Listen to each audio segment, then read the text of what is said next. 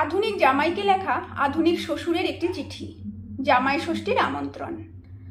আগামী 12ই জুন বুধবার জামাই ষষ্ঠীর দিন বেলা দ্বিপ্রহরে প্রচণ্ড তাপদাহ মাথায় করে কাঠফাটা রোদে ঘামিতে ঘামিতে আমাদের বাড়িতে দ্বিপ্রাহরিক আহার করিয়া বাধিত করিও।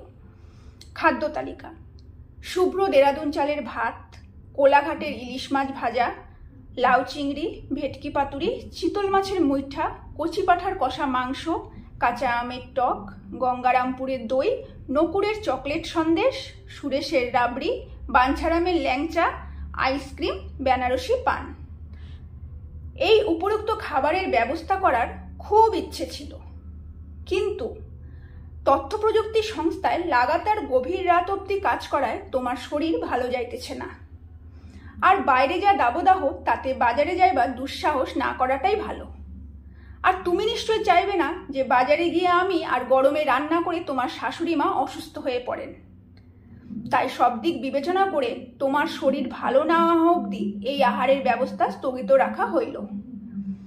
তার পরিবর্তে শুভ্র গরম ভাত, আলু সেদ্ধ, কাঁচা লঙ্কা ও সরিষার তেল সহযোগে পরিবেশন করা হইবে। আমার মেয়ের কাছে জানতে পারলাম এই আহারে তোমার খুবই রুচি। অবশ্য জানি তুমি বারবার বারণ করা সত্ত্বেও নিশ্চয়ই মিষ্টি, দই, রাবড়ি, মাছ ও ফল ফলাদি নিয়ে আসবে। তোমার শাশুড়ি মার বাঞ্ছারামের বেকড রসগোল্লা, নকুরের চকলেট সন্দেশ, পাবদা মাছ বড়ই পছন্দের। এখন তো আমের দাম খুবই কম।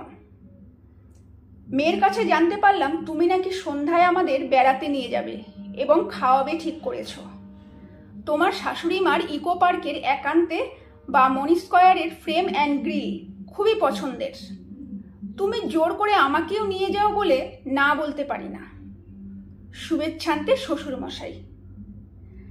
জামাই বাবা জীবনের উত্তর এখনো আসেনি, আসলে অবশ্যই জানাবো।